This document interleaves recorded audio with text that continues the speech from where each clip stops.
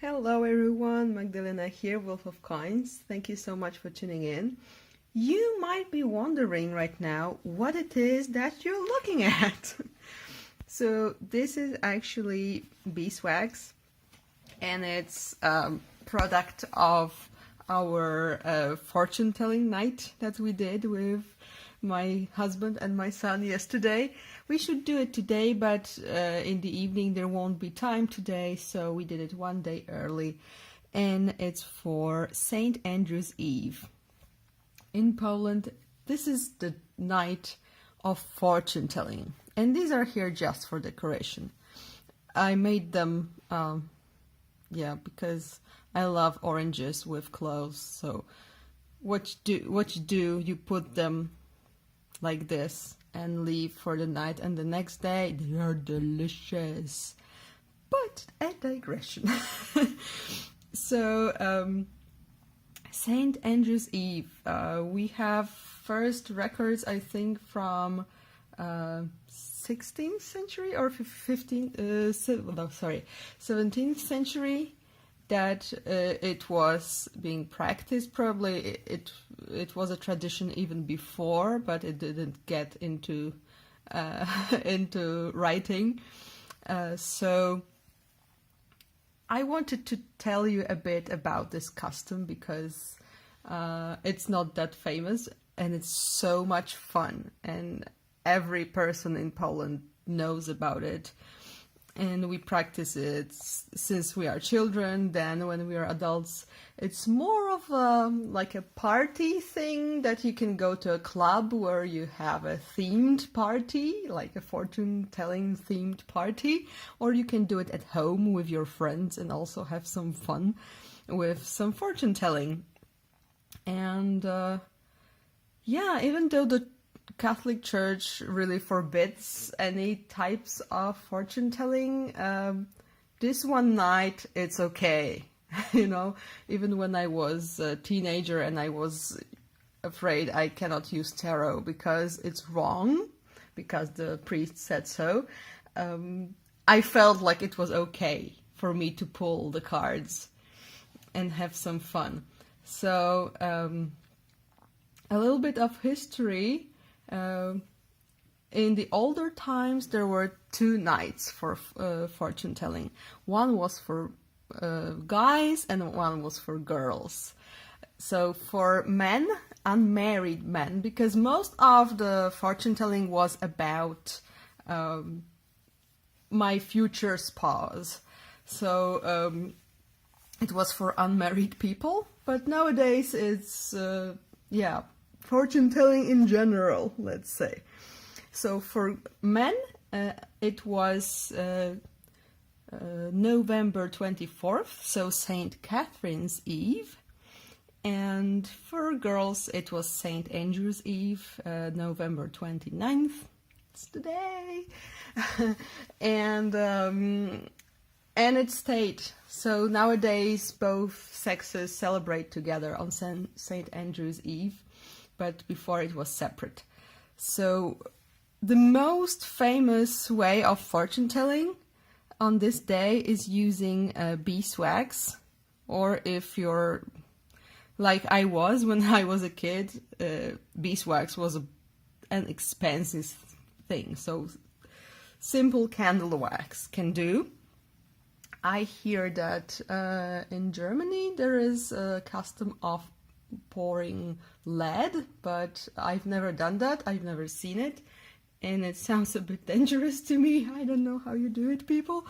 But basically what you do, this is actually similar to the fortune telling with the egg. I heard that Madame Lenormand did that. It's called omancy, I think, using the egg. So you take a piece of beeswax, you melt it, you prepare a bowl with cold water, and then you either take a key or some birch twigs, like a bunch of birch twigs. in my parents' place, I would have a lot of birch twigs, but here where I live, there are not many birches, so we used the key. And what you do, there is this hole in the head of the key. So you pour the wax. Maybe I can show you a picture, so it's easier to understand. See here? So there should be water here. But anyway, there is the wax, there is the key, and through the hole you pour the wax onto the water, and it solidifies after a while, and you get a shape. So you can see this is how it was falling down, and then you get this shape, and you take it and you cast a shadow on the wall. So I mean, it's this time of the year when it's dark early and you're casting shadows on the walls. Isn't it cool? I think it is. And then you look at the shadow and you try to see a shape, and this shape should be like, should tell you what your next year will be about. So for example, my son got this, and when we cast the shadow, it looked like it had this like it's an elephant with a trunk going up, and it's like flying. So we thought, because I don't know how in other countries, but in Poland it's believed that like a figurine of an elephant with a trunk pointing up, it's a good sign, like luck. So we thought it's a good sign. And my husband, look at that, he didn't even need to cast a shadow. He got an ivy leaf. There's even, this stem here. And my piece is not here because I melted it for my husband to do his thing. So this is the most popular type of fortune telling on St. Andrew's Eve. But I also have some interesting examples for you, just for fun, for the giggles. So it was a serious matter in the day. So as I said, St. Andrew's Eve is alive till today, possibly because it was the girls. The girls were much keener on fortune telling. Possibly becoming an old maid was very terrifying, and they had much less time than the men to find a partner. So they were very keen on knowing just anything you can about this future partner. So yeah, the wax is the first here. This is, by the way, this book is a very cool book. It's the saints and the devils, and it's in the form of a calendar. So so you get like dates in the chronological order and some stories about the saints and the devils. So this is St. Andrew's. There's a very ugly picture here. Yeah, he's very, very ugly here. But this is the key here, and there is the wax melting. Then there was, I suppose it was done in the villages, but you could let a male goose inside the room, and the first girl to be bitten by the goose would get married first.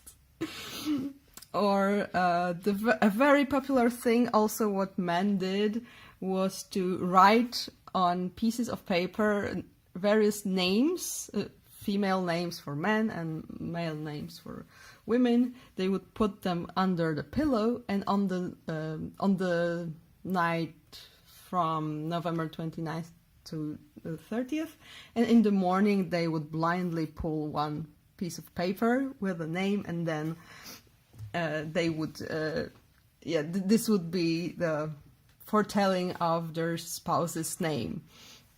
My sister, when we were kids, she really liked one guy, and she said that she either wants him or, well, maybe there will be someone else, but she really wants it to be him.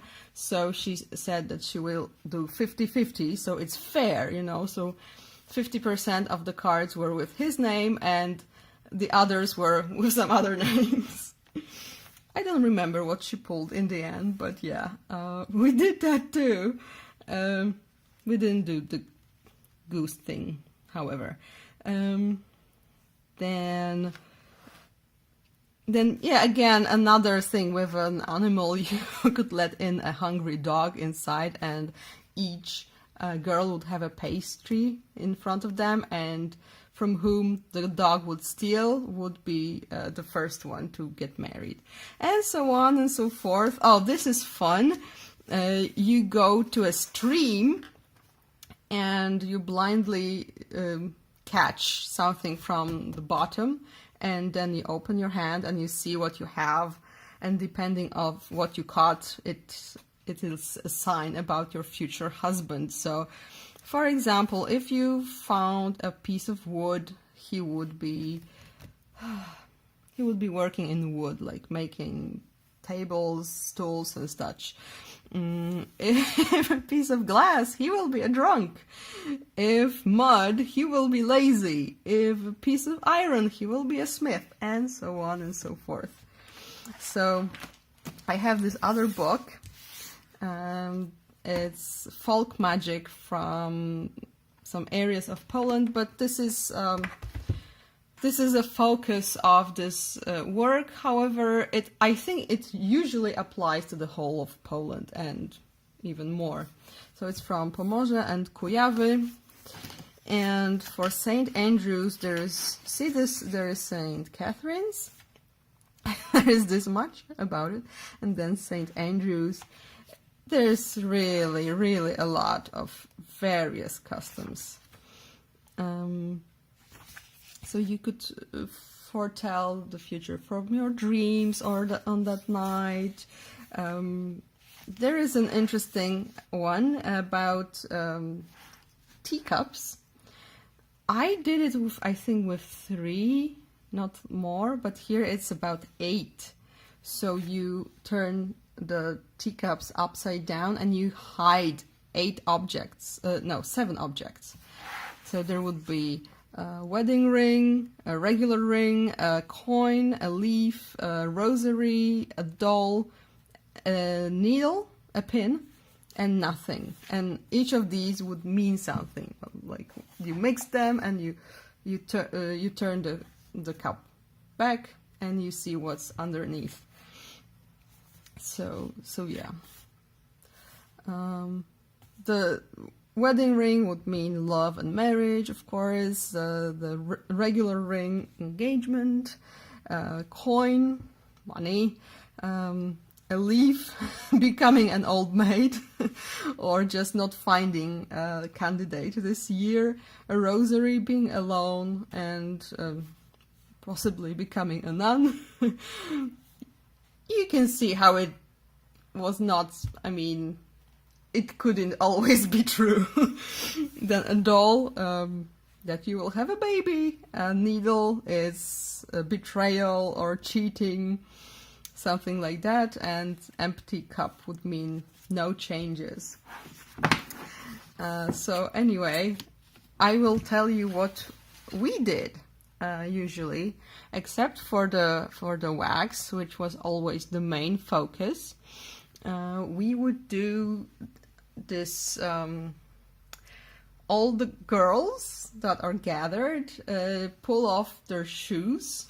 One shoe at least, and you line them like the shoes until the exit of the room, and the shoe which like the tip touches the exit will be the first to go out, meaning to get married.